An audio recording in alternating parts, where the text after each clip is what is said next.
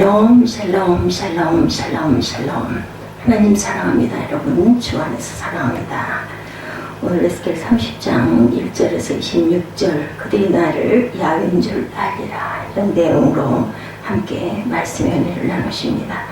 또 야훼의 말씀이 내게 임하여 이르시되, 이렇게 시작하죠. 인자여 너는 예언하여 이르라. 주 야훼께서 이와 같이 말씀하시되 너희는 통곡하며 이르기를 슬프다 이날이여 하라. 26절까지 쭉 나타난 내용입니다.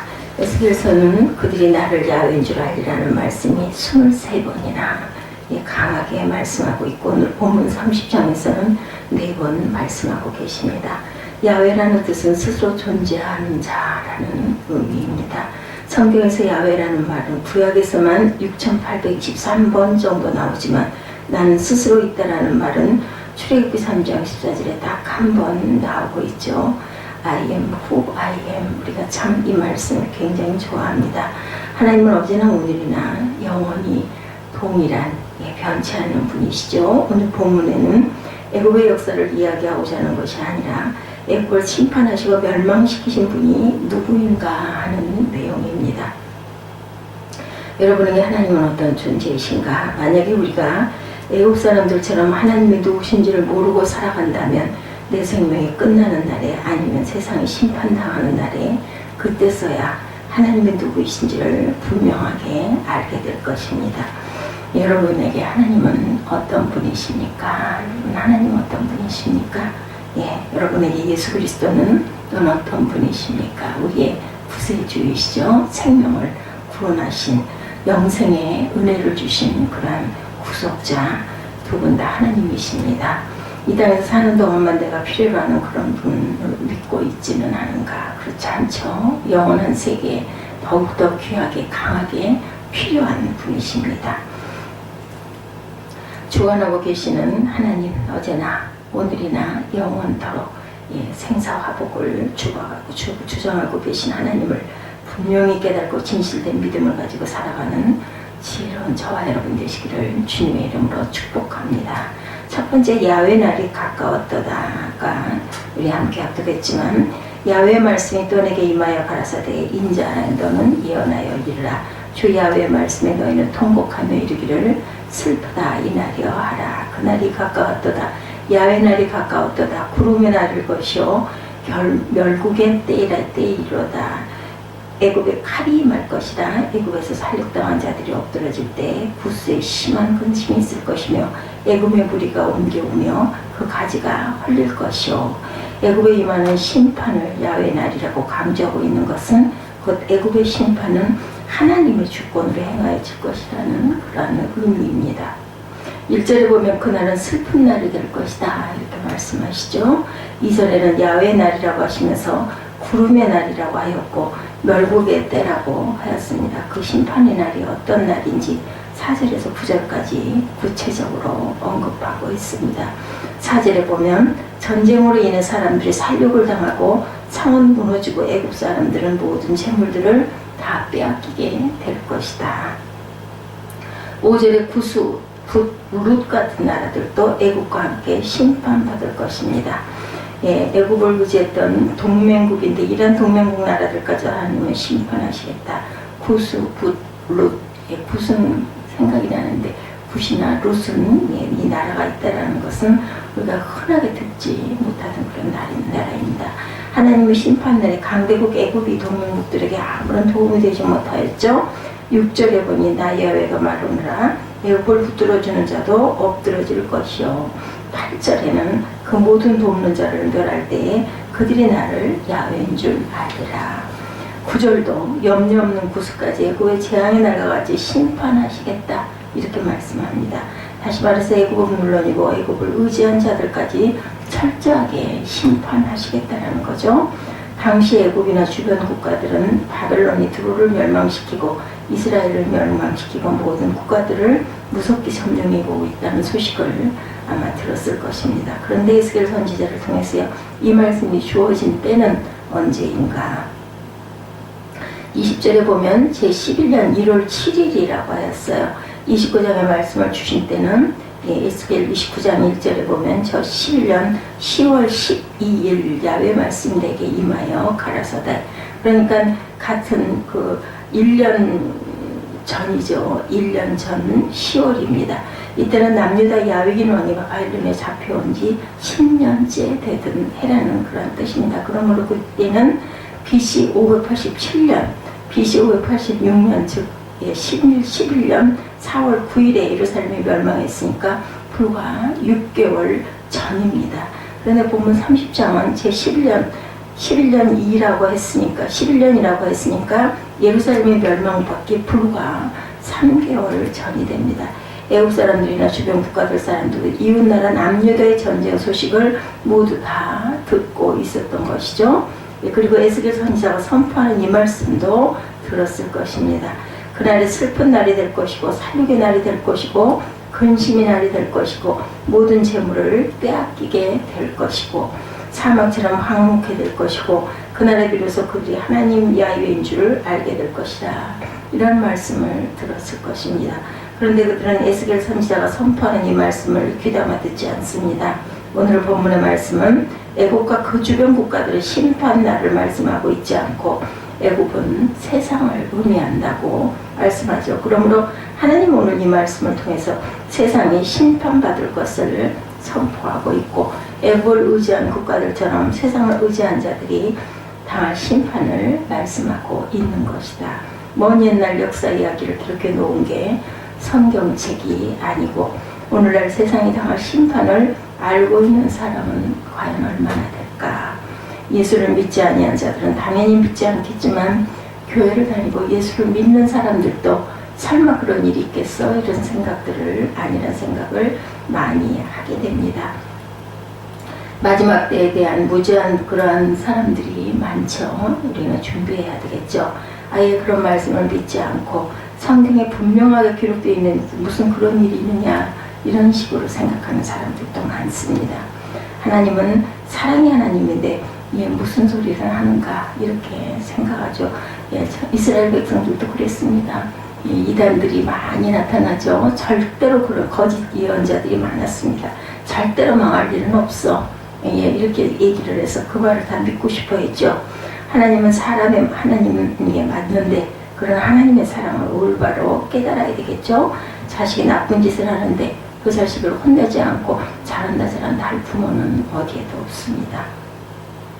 노아의 홍수 때도 노아의 식구 8만 남겨놓고 모든 인간을 죽이신 것이 하나님의 진노인데 그때도 굉장히 노아가 열심히 내 방주로 올라와라 심판이 가까웠다 그렇게 하고 다녔습니다. 아무도 그 말을 믿지 않았던 거죠. 애굽에서 이스라엘 백성들을 구원하신 후 광야 40년 생활 후에 여호수아와 갈렙과 20세 이하를 제외한 모든 자들이 광야에서 죽습니다. 하나님 말씀 듣지 않고 믿지 않고 우상을 숭배하는 바람에 이렇게 됐죠. 초림 예수 믿는 것 굉장히 중요합니다. 그러나 성경은 다시 오실 이 재림 예수에 대해서 더 많이 기록하고 있다는 것을 우리가 알아야 됩니다. 성경 66번의 초림은 약 360번 정도 기록하고 있고 재림 예수에 대해서는 무려 5배인 1560번 기록되고 있다는 것을 절대로 잊지 말아야 되겠다. 재림 예수에 대해서 성경이 더 강하게 강조하고 있는 것은 초림 예수보다 재림 예수에 대해 더 깊은 관심을 가지라고 말씀하고 있다는 사실을 우리가 깨달아야 되겠습니다. 그런데 안타깝게도 예수를 믿고 있는 자들이 초림 예수에만 머물러 있고 재림 예수에 대해서는 별로 생각을 하지 않습니다. 마지막 때에 대해서 아무도 그것을 아주 귀하게 엄중하게 생각을 안 한다라는 것이죠. 그게 아주 문제점이라는 것입니다. 우리 모두에게 개인적으로 여호와 날이 찾아오겠죠. 그날이 언제일지 우리는 알 수가 없습니다. 또한 개인의 날뿐 아니라 역사적으로 세상의 끝날도 분명히 올 것입니다. 13절에 우상 숭배와 18절에 교만함 때문이라고 말씀을 합니다. 28장 말씀을 살펴볼 때 하나님이 가장 싫어하는 것 2가지가 무엇이라고 말했어요? 우상 숭배와 교만이라고 말씀하시죠. 이스라엘도 이 2가지 죄악 때문에 하나님의 심판을 받습니다. 우상 숭배를 왜 하는가? 하나님을 만군의 야훼로 보지 않기 때문에 다른 신을 섬기는 거죠. 하나님은 나 외에 다른 신을 섬기지도 말고 만들지도 말라고 이렇게 말씀하십니다. 마지막 때에 대해서 정말 무주한 그러한 저와 여러분이 되셔서는 안 되겠습니다. 우리 모두에게 개인적인 야훼 그날이 분명히 찾아올 것이다. 그날이 어떻게 온다고 그랬어요? 도둑같이 임할 줄 너희는 아느냐. 우리 찬양 많이 합니다. 개인의 날뿐만 아니라 역사적으로 세상의 끝날도 올 것이다. 이날이 또 언제인지 우리는 알 수가 없습니다. 그러나 그날을 준비하며 살아가는 자가 하나님 보시기에 지혜로운 자이고 말씀에 무시한 자가 아닐 것이고 우리 모두 개인적이든 역사적이든 그날을 준비하며 깨닫고 살아가는 지혜로운 저와 여러분들이 되셔야 되겠죠. 두 번째 애굽의 심판에 대해서 30장 10절에서 19절에 말씀하고 있습니다. 나 주 야훼가 말하노라. 내가 또 바벨론 왕 느부갓네살의 손에서 애굽 무리들을 끊으리니 그가 열국 중에 강포한 자기 군대를 거느리고 와서 그 땅을 멸할 때 칼을 빼어 애굽을 쳐서 살육당한 자로 땅이 가득하게 하리라. 이렇게 말씀하죠. 인간 눈으로 볼 때 남유다를 멸망시키고 애굽을 멸망시킨 것은 바벨론 왕 느부갓네살입니다. 그런데 그 느부갓네살 왕을 도구로 사용하시는 분은 하나님이시죠.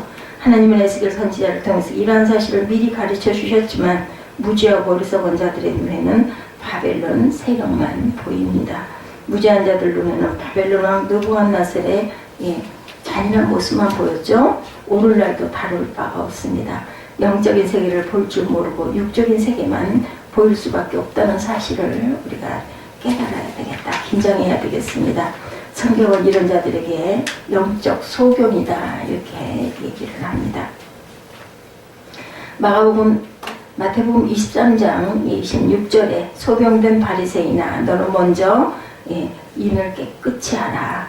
그리하면 겉도 깨끗해지리라. 안을 깨끗이 하면 겉도 깨끗해지리라. 마가복음 8장 23절에 예수께서 소경의 손을 붙드시고 마을 밖으로 데리고 나가서 눈에 침을 뱉으시고 그에게 안수하시고 무엇이 보이느냐 묻습니다. 내 눈에 예수의 침뱉음을 받고서라도 영적인 세계를 보는 눈을 가지시기를 바랍니다. 육적인 눈으로 육적인 세계만 바라보고 살아가기 때문에 무지하고 어리석게 살아갈 수밖에 없을 것이고 10절에서 19절까지 영적인 눈으로 말씀을 보시면 육적인 눈으로 바라보면 바벨론의 세력만 보일 것이나 영적인 눈으로 바라보면 하나님의 그러한 심판이 보여야 합니다. 10절에서 19절까지 내가라는 말씀이 8번 반복돼서 나옵니다. 내가 누구십니까? 만군의 야훼 하나님이시죠. 바벨론이 애국을 멸망시키는 것이 아니라 하나님 자신이 멸망시킬 것이라고 8번이나 강조하고 또 강조합니다. 한 절 한 절 말씀을 보십니다.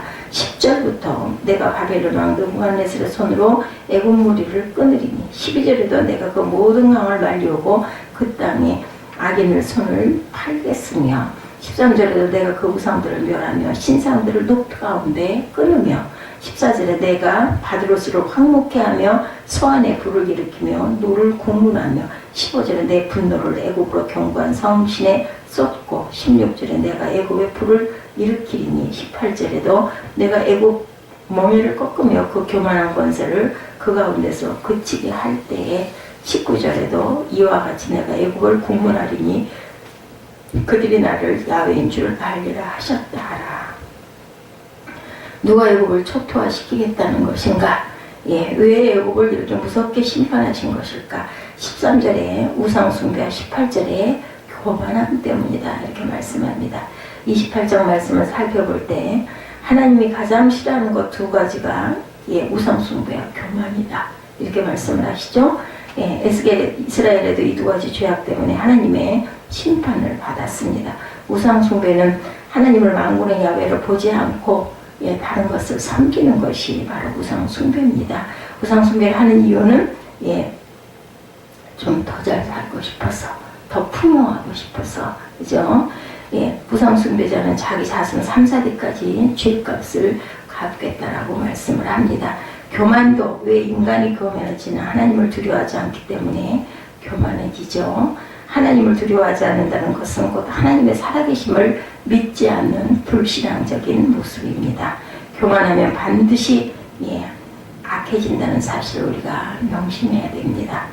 교만은 사탄으로부터 온 것이기 때문에 반드시 악해지고 하나님을 대적한다는 사실을 우리가 명심해야 되겠다.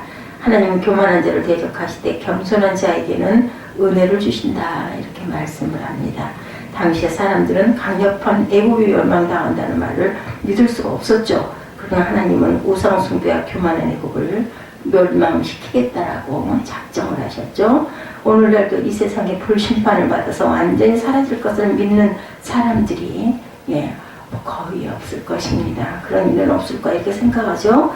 이 아름답고 화려하고 강력한 세상은 하나님의 불심판을 당할 것이라고 성경은 증거합니다. 베드로후서 3장 7절에 이제 하늘과 땅 그 동일한 말씀으로 불사르기 위하여 간수하신 바 되어 경건치 아니한 사람들의 심판과 멸망의 날까지 보존하여 두신 것이니라.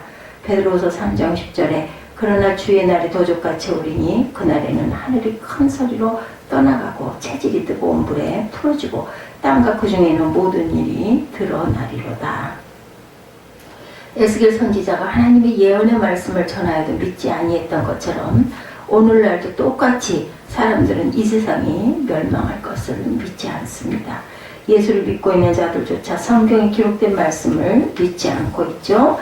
말씀을 전하는 주의 종들조차 마지막 때의 일을 상징적으로 해석하고 믿지 아니하고 있죠. 계시록 1장 1절에 반드시 속히 될 일이라고 이렇게 증거합니다. 계시록 1장 1절의 시작이 반드시 속히 될 일.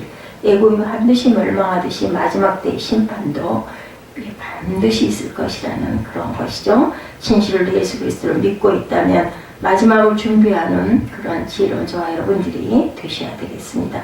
세 번째, 그들이 나를 야훼인 줄 알리라. 에스겔 30장 20절에서 26절까지 제11년 정월 7일에 야훼의 말씀이 내게 임하여 가라사대 인자의 내가 애굽 왕 바로의 팔을 꺾었더니 칼을 잡을 힘이 있도록 그것을 그저 싸매지를 못하였고 약을 붙여 싸매지도 못하였느니라. 본문에서도 내가라는 말로 강조하고 있습니다. 21절에 내가 애굽 왕 바로의 팔을 꺾었더니 22절에 내가 애굽 왕 바로를 대적하여 24절에는 세 번이나 강조하죠. 내가 바벨론 왕의 팔을 견고하게 하고 내 칼을 그 손에 붙이려니와 내가 바로의 팔을 꺾으리니 25절에도 세 번 강조하고 있습니다. 내가 바벨론 왕의 팔은 들어주고 내가 내 칼을 바벨론 왕의 손에 붙이고 26절에도 내가 애굽 사람을 열국 가운데로 흩으며 또한 26절 끝에 그들이 나를 야훼인 줄 알리라라고 끝을 맺고 있습니다.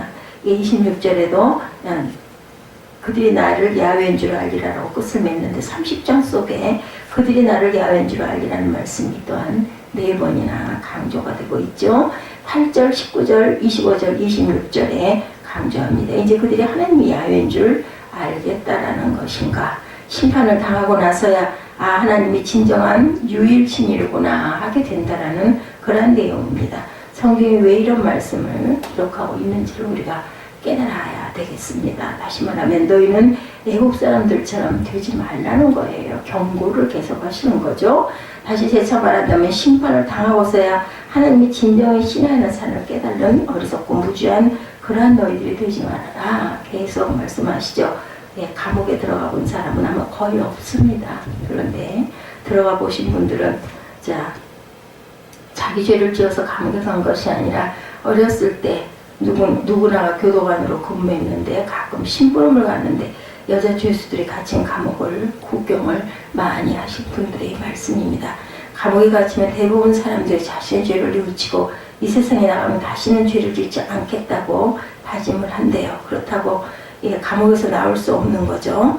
지옥에 있는 자들이 이런 생각을 할까? 여러분들 생각해 보셨습니까? 지옥에 있는 사람들은 하나님에 대한 확고한 믿음을 가지고 있습니다. 하나님이 진실로 절대자였고 만물을 주관하는 신이었구나 이렇게 깨닫게 되겠죠. 그러나 지옥에서 아무리 깨닫고 하나님에 대한 확고한 믿음을 다짐한다 하더라도 구원을 받을 수 없는 믿음이라는 것 안타깝죠.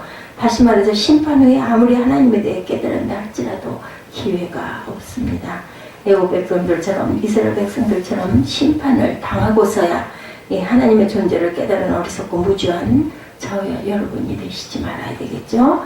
예수님은 계시록을 사도 요한에게 기록해서 무지한 자들과 어리석은 자들에게 경고를 하고 계십니다. 이런 말씀을 무시하고 외면한다면 애국 백성들과 이스라엘 백성들과 다를 바 없는 무지한 그러한 저와 여러분이 되실 겁니다. 애국이 세상을 의미한다고 그러죠. 오늘 본문 말씀이 세상과 예수 믿는 자들에게 주어진 말씀이라면 계시록은 교회와 예수 믿는 사람들에게 주어진 말씀입니다. 계시록 1장 11절입니다.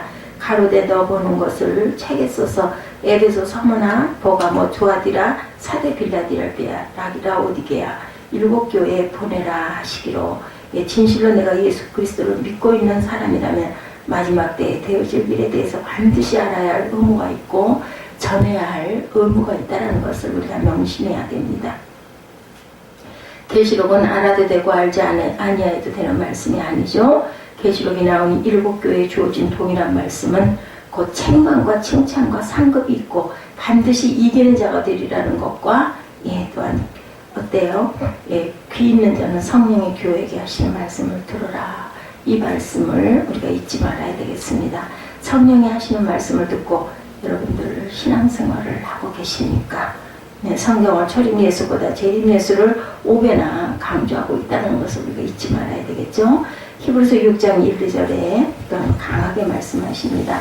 그러므로 우리가 그리스도의 초보를 버리고 죽은 행실을 회개함과 하나님께 대한 신앙과 세례들과 안수와 죽은 자의 부활과 영원한 심판에 관한 교훈의 털을 다시 닦지 말고 완전한 대로 나아갈지니라. 그리스도의 초보적인 신앙을 버리라는 거죠. 버리라고 해서 필요 없으니까 버리라는 것이 아니고, 버리라는 말은 헬라어로 아펜테스, 지금 위치에서 다음을 향해 떠나라 라는 의미입니다. 초보적인 신앙에서 떠나 완전한 대로 나아가라는 거죠. 완전한 신앙이라는 것은 하나님의 심판을 깨닫고 마지막을 준비하며 살아가라는 것입니다. 초보적인 신앙 아주 중요하죠. 그러나 초보적인 신앙에만 머물러 있으면 타락하고 만나는 것을 깨달아야 되겠다. 2년 전 교회의 역사가, 2000년 전 교회의 역사가 증명합니다. 오늘날 유럽 교회를 보면, 미국, 영국 교회들을 보면 어때요? 이 세상의 자연 법칙이 성장하지 않으면 썩죠. 물이 고여 있으면 썩은 웅덩이가 됩니다. 흘러가지 않으면 썩습니다. 히브리서 5장 12절에 때가 오래므로 너희가 마땅히 선생이 될 터인데 너희가 다시 하나님의 말씀에 초보가 무엇인지 누구에게 가르침을 받아야 할 것이니 예전이나 먹고 단단한 식물을 먹지 못할 자가 되었도다. 이렇게 말씀합니다. 하나님에 대해, 예수 그리스도에 대해, 성령에 대해 깊이 알아가는 저와 여러분들이 되셔야 되겠습니다. 하나님에 대해서, 예수 그리스도에 대해서, 성령에 대해서 단순하게 예수가 나의 죄를 위해 죽으신 구세주라는 데서 멈추지 말고 다시 오실 예수 그리스도에 대해서 우리가 알아가야 될 것인데, 지옥에서 깨달은 예수님이 아니라 세상 심판날에야 깨달은 예수 그리스도가 아니라 이 땅에 발을 딛고 살아가는 동안 심판주로 오실 예수 그리스도에 대해서 알고 준비해야 되겠죠. 기회 있을 때 우리가 온전하게 깨달아 알아야 됩니다. 여러분에게 하나님의 존재는 과연 어떤 분이신가 다시 한번 돌아보시기 바랍니다. 여러분에게 성령님은 어떤 분이신가 분명한 답을 하실 수 있어야 됩니다. 구약에서 하나님은 분명하게 자신의 존재를 보여주십니다. 신약에서 예수님은 자신의 존재를 또한 분명히 보여주셨습니다. 성령께서도 자신의 존재를 오늘날 저와 여러분에게 늘 우리 안에서 보여주고 계시죠. 오늘날 그런데 세상 사람들은 물론이고 교회를 다니고 예수를 믿는 자들조차도 하나님과 예수님의 존재에 대한 확신을 갖지 못하고 신앙생활을 하는 사람들이 많습니다. 기독교인의 30%가 그 점치는 집에 다니라고 그러죠. 이것은 곧 구원에 대한 확신이 없는 자들이 30%라고 하는데 30% 이상일 것입니다. 하나님에 대한 존재를 믿는다면 어떻게 점술가를 찾아갈 수가 있겠습니까? 심판날에야 깨달은 애국과 이스라엘 백성들처럼 무지하고 어리석은 그런 저와 여러분들이 되지 마시고 지금도 예수 그리스도에 대해 깊이 알고 예수의 신앙으로 살아가는 지혜로운 저와 여러분들이 되셔야 되겠습니다. 사도행전 4장 12절에 다른 이로서는 구원을 얻을 수 없나니 천하인간의 구원 얻을 만한 다른 이름을 우리에게 주신 일이 없다라고 말씀을 합니다. 네, 절대로 다른 길은 없습니다. 다른 구원자는 없습니다. 절대로 다른 심판자는 없습니다. 오직 예수만이 구원자시고 심판주로 이 세상에 오실 것을 믿고 날마다 오직 예수 신앙으로 살아가는 지혜로운 저와 여러분 되시기를 주의 이름으로 간절히 축원합니다. 기도하시겠습니다.